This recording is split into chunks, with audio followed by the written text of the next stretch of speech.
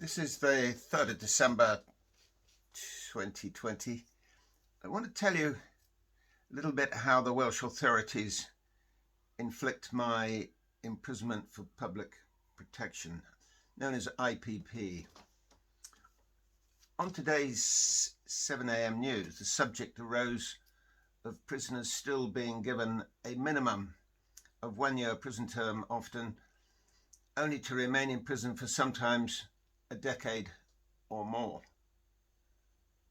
Understand, please, for the start, I have served 5 years so far on an unusual, unofficial, false imprisonment, IPP, reliant on implementing the length of time in prison simply to stop my civil damages claim.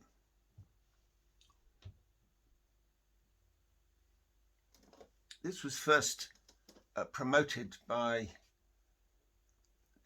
Inspector Collins in Barry Police Station some years back, about 2001.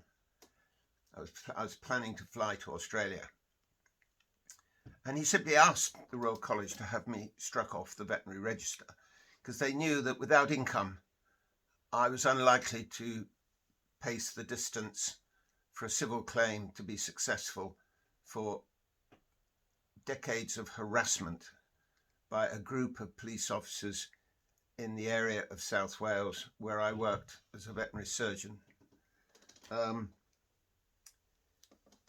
It's come to a head this week because I'm just referring to my website. I'm publishing an explanation of IPP and how wickedly naughty the Chief Constables, we've got a new one now in South Wales, for what good that will be.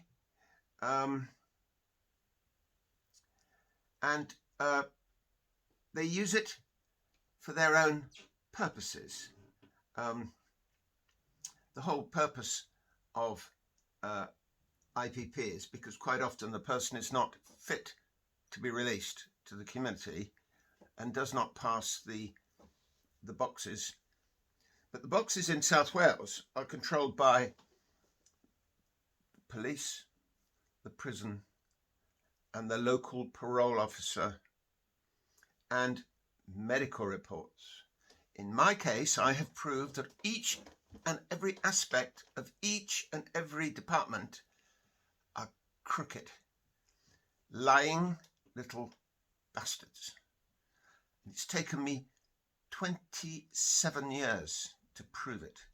It came to a head this week because I came across a deactivation certificate,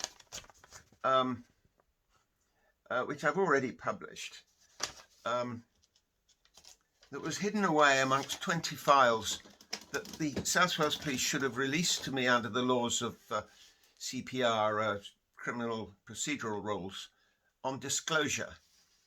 I had been arrested and jailed, unconvicted, for 8 months, nearly 8 months, in 2009 for trading in machine guns.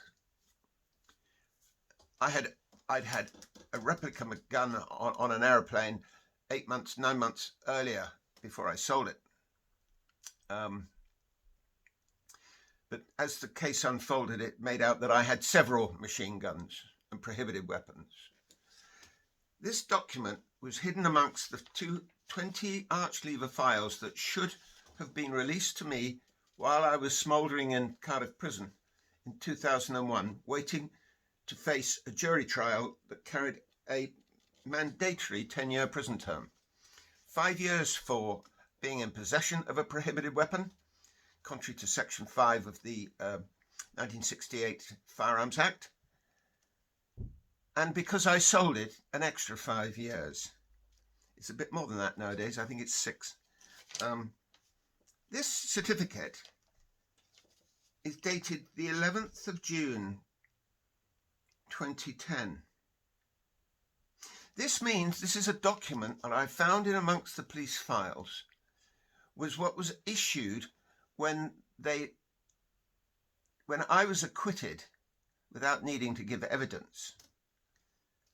and trying to calm the jury down throughout the trial, who kept laughing their heads off as to how stupid the case was.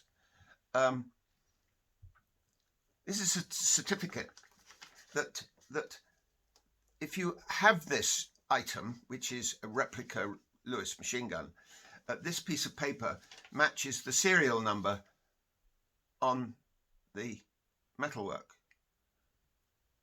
But this serial number is the same as the one that I referred to in the trial. So I went down to Newport and visited the gunsmith that received the replica gun on my acquittal before it was sent back to the new owners, the Coopers at Wickenby Airfield. And it shook them. Not only did all of them know who I was, and I've never been there before, they knew me immediately. Perhaps it's my ugly face that they've seen on the website following the machine gun conspiracy that's now gone on for 11 years. Anyway, they promised to dig out the paperwork. Well, they wouldn't let me touch it. They wouldn't let me take a copy of it. But it was clear that they had done no work on it at all. And they said, oh no, we sent it straight to the Birmingham Proof House, which is where an officer from the government checks that the regulations have been abided by, the barrel's been blocked, the bits and pieces within the mechanism of firing is removed or welded, and then it is certified as, how's the wording? Was carried out on the firearm described below in a manner under the 1988 Firearms Amendment Act, rendering it incapable of discharging any shot, bullet, or other missile. Paragraph. No firearms certificate is required to possess this gun. They're calling it a gun. Now, when I bought it, it had a blocked barrel, and it wasn't a barrel belonging to a machine gun. I could see it was a piece of pipe until I looked closer and realized that it was likely to be a 410. In fact, I thought it was a 20 bore to begin with, but then I realized it's far too small.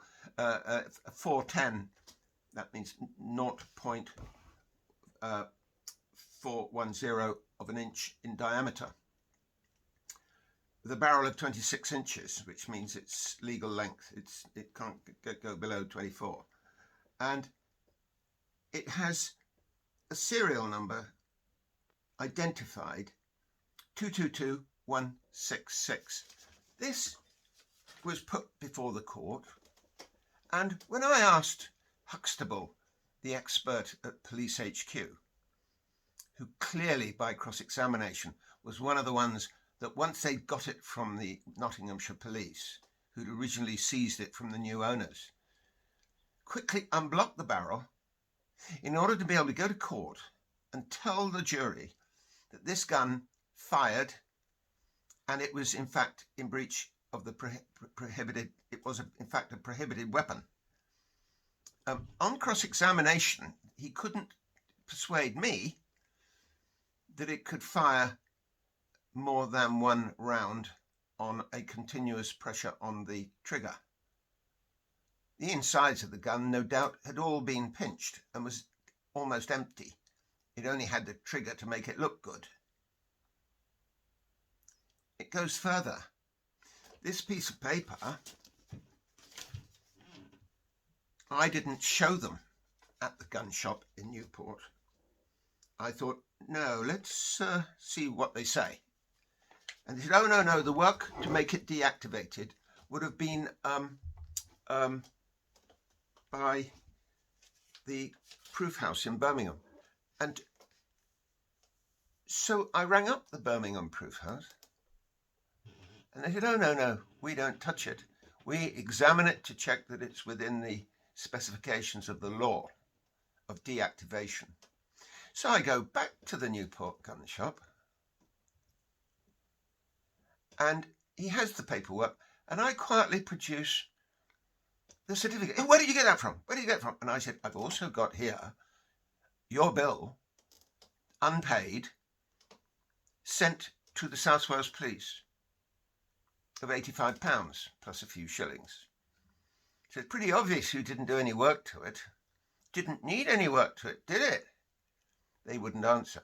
They got really frightened because they knew all along things that I can't talk about now. And they realised I'd tumbled to it. So I rang the proof house again and we had a chat. Nearly had her out for supper. Didn't quite work.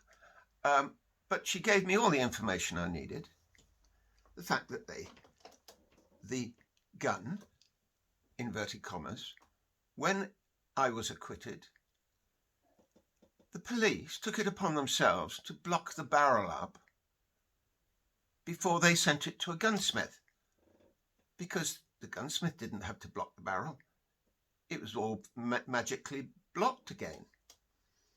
The people in London issued the certificate, but they're using the same number that went on it 45 years ago. When Viv Bellamy down at Land's End, where I flew down to see him, what I did, I actually, in those days, I never used to land at airfields. Well, I don't now, unless I really have to. They're very antisocial places that you have to get permission to land. You have to get, you then land and they fine you for landing. Then they make you walk in the rain to pay the fine. And then if you want some motion lotion, go juice, you pay through the nose for it. Dad said, never ever take your aeroplane to an airfield. Anyway, I digress. I went down to see Viv Bellamy, and so I landed in the potato field at Land's End and climbed over the wall into Land's End airfield. And there was Viv Bellamy with 4 or 5 First World War replica biplanes. I expect mine was amongst them, but you know, I was in a hurry, and no, it wasn't. I don't think it was there. No, he made it later. So what have we got? We've got the police now having to explain why they withheld all this information. Malicious? Nothing but being malicious. That is the South Wales Police for you. I warn any of you from England, if you choose to cross the Severn Bridge, add up the advantages and then find out the disadvantages if you wish to come and settle in South Wales and work. And if you ever go to court, just yes sir, no sir, 3 bags full sir, and try and make yourself inconspicuous as possible. That's my advice, because they will hound you for, if you win, they do not like the English winning. Well, some of you know that already.